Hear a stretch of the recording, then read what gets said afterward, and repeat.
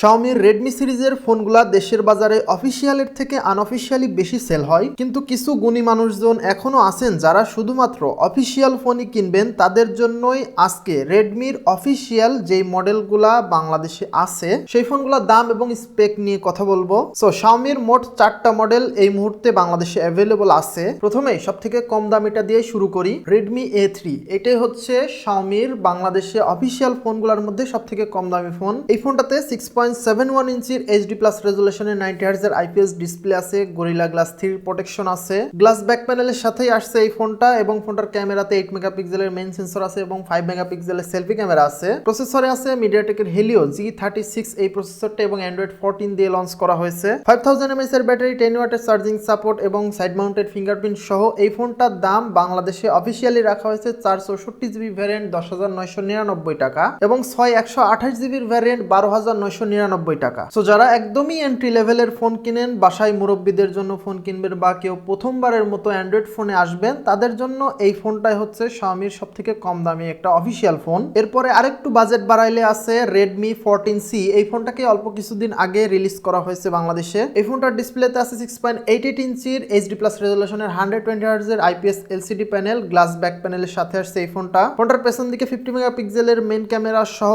সামনের দিকে 13 মেগাপিক্সেলের সেলফি ক্যামেরা আছে। ফোনটার প্রসেসরে ইউজ করা হয়েছে মিডিয়াটেক Helio G81 Ultra এবং Android 14 দিয়ে লঞ্চ করা হয়েছে। 5160 mAh এর ব্যাটারি, 18 ওয়াটের charging, side mounted fingerprint sensor সহ এই ফোনটাকে বাংলাদেশে অফিসিয়ালি লঞ্চ করা হয়েছে 4128GB ভ্যারিয়েন্ট 13,999 টাকায় এবং 6128GB ভ্যারিয়েন্ট 14,999 টাকা। সো যাদের বাজেট 14-15 হাজার টাকা, তাদের জন্য হচ্ছে এই ফোনটা রেডমির অফিসিয়াল ফোন। এরপরে আরো কিছু বাজেট বাড়াইলে আছে Redmi 13 এই ফোনটা। আর Redmi 13 এই ফোনটার ফুল রিভিউ আমাদের চ্যানেলে কিছুদিন আগে আপলোড করা হয়েছে, আই বাটনে লিংক থাকলো এবং আপনারা ওই ফোনটা যদি কিনতে চান কেউ, অবশ্যই আমাদের ফুল রিভিউটা দেখে নেবেন। এই ফোনটার ডিসপ্লেতে আছে 6.79 ইঞ্চির ফুল HD প্লাস রেজুলেশনের 90 হার্টজের IPS প্যানেল, সামনে পিছনে গরিলা গ্লাসের প্রোটেকশন আছে, পেছন দিকে 108 মেগাপিক্সেলের মেইন সেন্সর সহ সামনের দিকে 13 মেগাপিক্সেলের সেলফি ক্যামেরা আছে। ফোনটার প্রসেসরে আছে মিডিয়াটেকের Helio G91 Ultra এবং Android 14 দিয়ে ফোনটাকে লঞ্চ করা হয়েছে। 5030 mAh এর ব্যাটারি, 33 ওয়াটের চার্জিং এবং সাইড মাউন্টেড ফিঙ্গারপ্রিন্ট সেন্সর সহ এই ফোনটাকে বাংলাদেশে অফিসিয়ালি লঞ্চ করা হয়েছে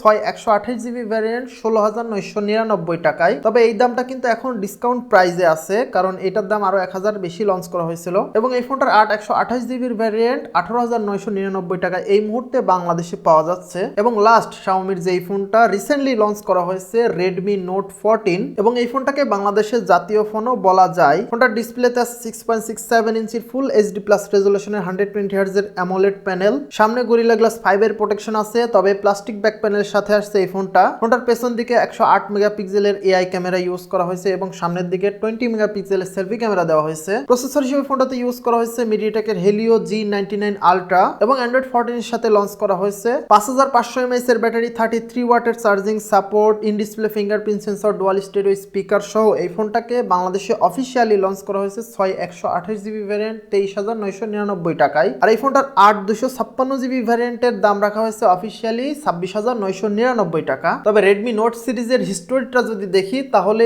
এই ফোনটাকে একটু ওভার প্রাইস বলা যায়। তারপরও যারা শুধুমাত্র অফিসিয়াল ফোনে নেবেন, Redmi Note সিরিজের প্রতি যাদের ভালোবাসাটা একটু বেশি, তারা চাইলে এই ফোনটা নিতে পারেন। তবে যারা শুধুমাত্র রেডমির অফিসিয়াল ফোনগুলাই কিনবেন, তাদের জন্যই হচ্ছে এই লিস্টের ফোনগুলা। এছাড়া যারা আনঅফিসিয়াল ফোন কিনে, তাদের বিষয়টা তো পুরোটাই ভিন্ন। তো যারা Xiaomiর অফিসিয়াল ফোনগুলোর দাম জানতে চাচ্ছিলেন, তাদের জন্য আশা করি ভিডিওটা উপকারী হবে। আর আজকের ভিডিও এখানেই শেষ করছি, দেখা হবে আবারও অন্য কোনো ভিডিওতে। সবাই ভালো থাকবেন। আসসালামু আলাইকুম।